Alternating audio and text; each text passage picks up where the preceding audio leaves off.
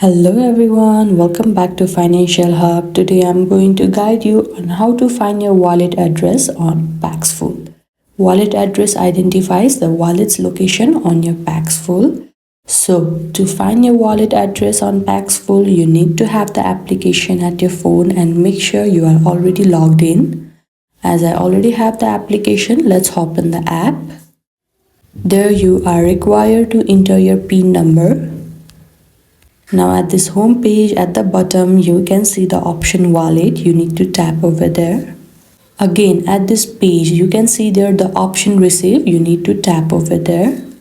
Here you need to select the cryptocurrency. By selecting a specific cryptocurrency you'll be able to find wallet address of the specific cryptocurrency that you have chose on Paxful.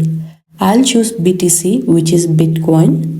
After this, now here you will be able to find a small box with your QR code and your wallet address.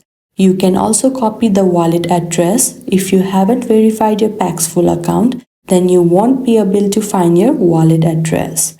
And this is it. This is how you can find your wallet address on your Paxful account. I hope this video helped. Don't forget to like this video and subscribe our channel Financial Hub. Thank you.